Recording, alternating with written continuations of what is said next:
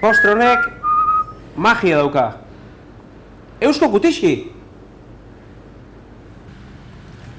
Josemari Gorrotxategi! Rafa Gorrotxategi! Zer gaitu? Mila esker etortzeagatik gan. Maixu handia, Josemari. Keba, txiki eta zarra. Bueno.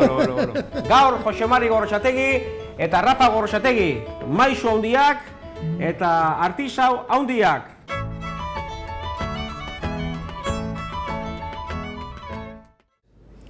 Eusko Kutixia, bertako produktua eta gonbidatu handiakin. Rafa Gorrotxategik, mamia berotu bitarten, Josemari kontatu digu zuen historioa. Josemari, gaur txokolatea errez jaten deu, baino nola ibilitzate zuek? Bueno, ez pentsatu, garai batean txokolatea, ezan nahiza guztie, denborak izan du dira baiezkoak, baino hasieran txokolatea ezan tan ugari jaten. Josemari, nun dago arrakastan zergatia, merkataritza, profesionala, artisaua, kontatu ikuzu mesedez? Bueno, bi hitzetan erantzungo dizu.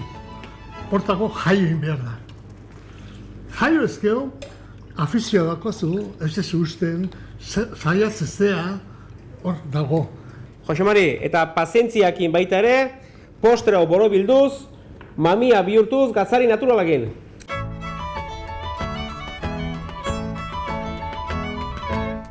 Rafa, nola bukatuko iguzu postre hauek? Bueno, guain montatu behar dugu Eusko Kutixia eta gozuak. Bia mamiakin eta gozo arreza montatuko dugu. Josemari, Rafa, Bota.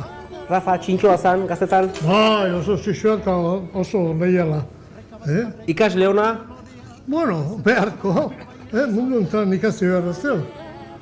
zorrotza izan zea, maixu bezala, aitea bezala, Ez. Erakutsi bai, baina zorrotza ez. bi postre ederrak, Bai.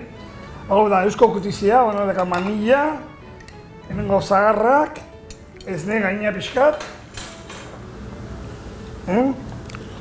Hau ene gainean pixka gainean.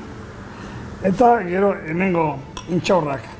Hau Eusko gozua, hau zeon konfito batek gaztezkoa, Luis osoa, eta hau indu ezne gainakin.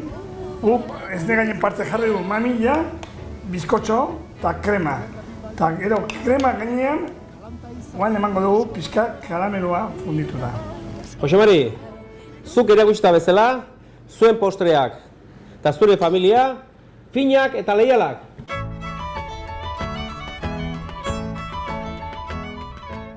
Guain probatu behar dugu.